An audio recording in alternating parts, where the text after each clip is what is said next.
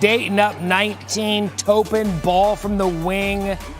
Just keeps doing it. Obi Trice, Dayton up 21. Same spot, same move, Topin, you betcha. Hey, Feast Week continues. Maui Gym at Maui Invitational and the championship game, Battle for Atlantis. First round games, ESPN or the ESPN app. Michigan, Ohio State square off at noon. Iowa State, rather. Then Cole Anthony, number 6, North Carolina, take on Alabama. Good matchups there. Get it all on the ESPN app. Time now for your half-hour headlines. You know, Matt, the sports world received an important message last night. You don't just roll the ball out against Stephen F. Austin, even if you're at Cameron Indoor, and think you're going to win the ball game with a buzzer beater layup in overtime by Nathan Bain. SFA hands number 1 Duke their first loss of the season, and as 27.5-point underdogs, it surpasses Gardner-Webb's 2007 upset win over Kentucky as the largest in men's D1 basketball over the last 15 years, and it gets even more impressive from there because Duke had a historic 150-game home winning streak against non-conference opponents heading into the night. That is done. The Blue Devils losing their first loss at home since February of 2000 when the St. John's Red Storm came into Cameron Indoor and beat them. It was over a decade longer than the next longest active streak, and that is crazy. Now, you could say it is Cameron crazy. Nope, won't do it. And then Twitter summed it up perfectly. The biggest number 1 killer of them all, UMBC, tweeted, "You up?" at Stephen F. Austin, who responded that they were. Of course, they took down Virginia a couple years ago, which brought congratulations from the Retrievers. And then Evansville, who knocked off number 1 Kentucky earlier this year, chimed in as well. And they added a little hangover reference for good measure. I love the small schools talking big, you know what. Yeah, I'm in on it. It was the end of a streak for Luka Doncic and the Mavs, while the Clippers have yet to lose a game with both Paul George and Kawhi Leonard in the lineup together. Now 4-0 after the 114-99 win over the Mavs. It was their first time Kawhi and PG both scored 20 points as teammates, and it was the end of Luka's franchise record streak of 4 games with at least 30 points and 10 assists. Still, he's had a remarkable season for more. Here's Stefano Fusaro.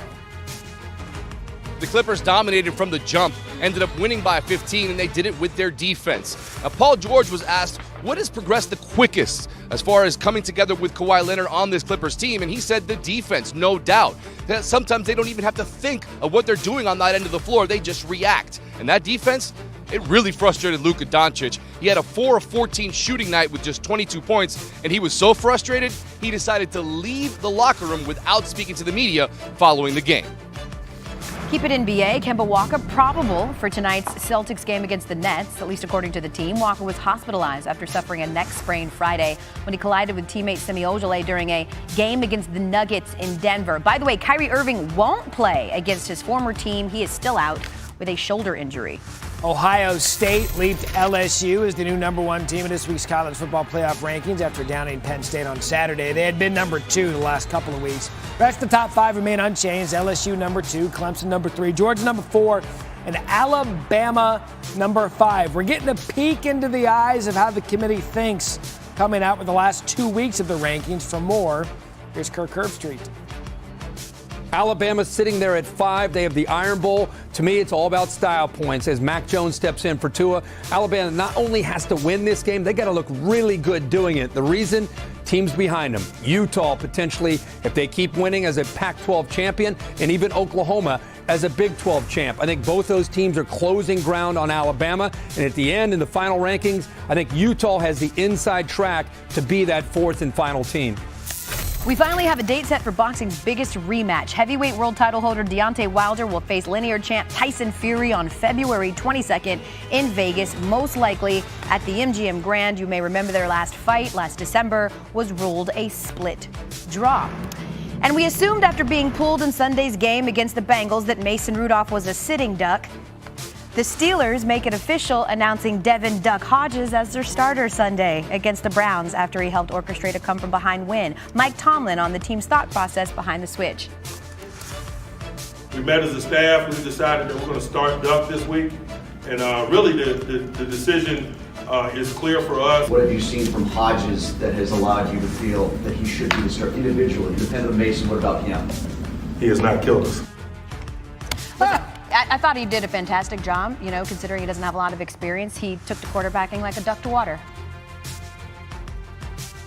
I'm going to do this all season long. Hey, Anthony Davis is back in the Big Easy tonight for the first time. Your silence is deafening. All season Since long. demanding a trade in the middle of his 7th season. I love the puns. As a Pelican, needless to say, AD is expecting that he will not be warmly received by the New Orleans fan base tonight. Last time I was there, the last maybe 7 or 8 games I played was all boos. So maybe the same. I'm not sure. They're gonna do what they're gonna do. As far as the reception, I'm pretty sure every time I catch the ball, it's probably gonna be boos and stuff like that. But as long as we stay locked in, I stay locked in, and play the game the right way, and we come out with the win. The rest of it doesn't really matter.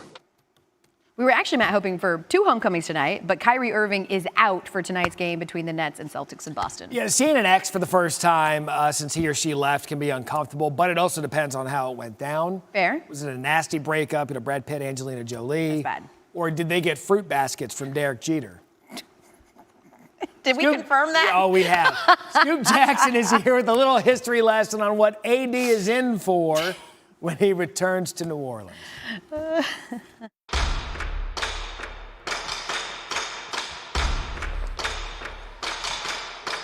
There are 2 sides to every player's return to the place they once called home. There's the love side, then there's the hate. Both sides are rooted in emotion. Both sides justified.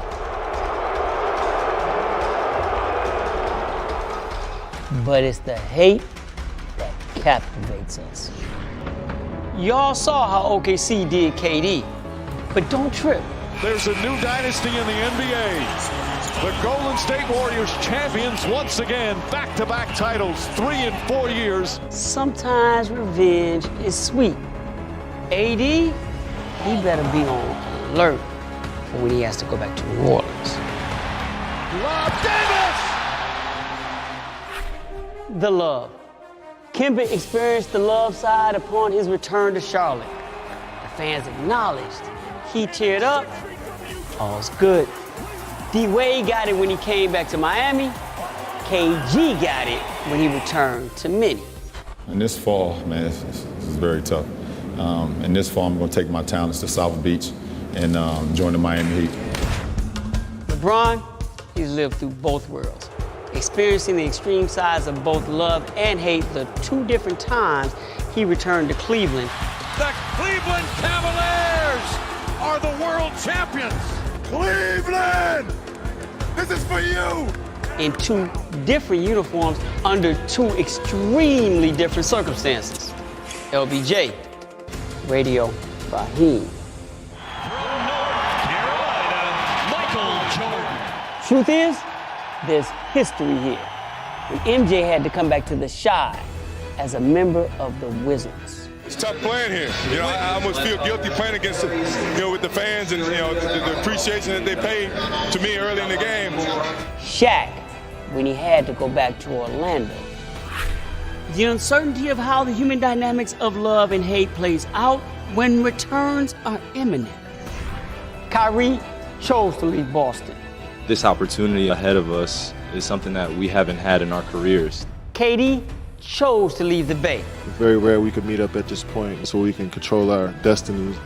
Kawhi chose to leave a country. I want to thank the Toronto Raptor fans, the whole organization really. But now I'm on my next journey. The new freedom of free agency sometimes comes with a cost. The unpredictability of going back to where you once ruled. Of coming face to face with the rawness of how the people who once loved you really feel about you. Of love and hate. Man, Scoop Jack.